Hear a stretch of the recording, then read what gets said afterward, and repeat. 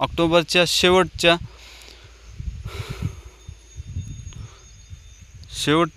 एक 25 तारखेपर्यंत तुम्ही 0-24-24 हा खताचा डोस टाकू शकता। म्हणजे डोस म्हणजे काय, त्याला मिक्स खत नाही टाकायचं, फक्त प्लेन 10-26-26 किंवा मग प्लेन 0-24-24 हे टाकू शकता, किंवा मग तुम्ही दोन्ही मिक्स करून पण टाकू शकता शेतकरी मित्रांनो।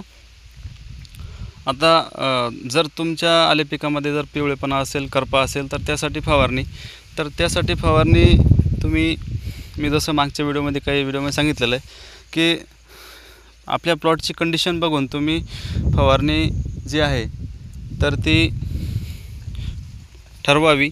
जसं की 50% पेक्षा जास्त करपा असेल तर तुम्हाला थोडं भारी बुरशीनाशक घ्यावं लागेल, आणि थोडं कमी प्रमाणात असेल तर तुमचा हलक्या बुरशीनाशकाने सुद्धा तुमचा हा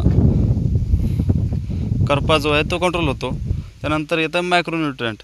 तर शेतकरी मित्रांनो, प्रत्येक एक फवारणी सोडून दुसऱ्या फवारणीला तुम्ही मायक्रोन्यूट्रिएंटची याच्यामध्ये फवारणी घेतली पाहिजे, कारण मायक्रोन्यूट्रिएंटची अद्रक पिकामध्ये खूप डिफिशियन्सी येते। मायक्रोन्यूट्रिएंटची डिफिशियन्सी आली की पानं थोडी पिवळी होतात आणि मग ती करप्याला बळी पडतात बघा। आणि सध्या ऑक्टोबर महिन्याची सुरुवात आहे, जर ह्या ऑक्टोबर महिन्यामध्ये सकाळी धुकं पडतं, त्या धुक्यामुळे पण आपल्याला करपा जास्त प्रमाणात दिसून येतो। त्यासाठी तुम्हाला फवारणीचं नियोजन करणं गरजेचं आहे।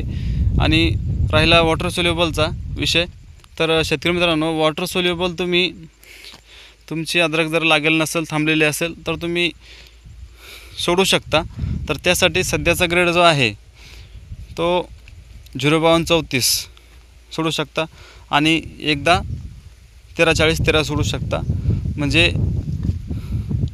तुम्ही 6 दिवसाच्या अंतराने एकदा 13-40-13 सोडायचं, दुसऱ्या वेळेस 052-34 सोडायचं, असं नियोजन तुम्ही करू शकता। याच्यामुळे कंदची साईज आणि फुटव्यांची संख्या पण बऱ्यापैकी वाढेल आणि कंद पोचण्यास मदत होईल, जेणेकरून आपल्या उत्पन्नात वाढ होईल। तर शेतकरी मित्रांनो, आज आपल्या प्लॉटला 4 महिने 10 दिवस झालेले आहेत। आपण याला वॉटर सोल्युबल एक पण खत सोडलेलं नाही आहे। आपण सुरुवातीपासून फक्त दाणेदार खतं जे असतात आपली, तेच दाणेदार खतं आपण याला टाकलेले।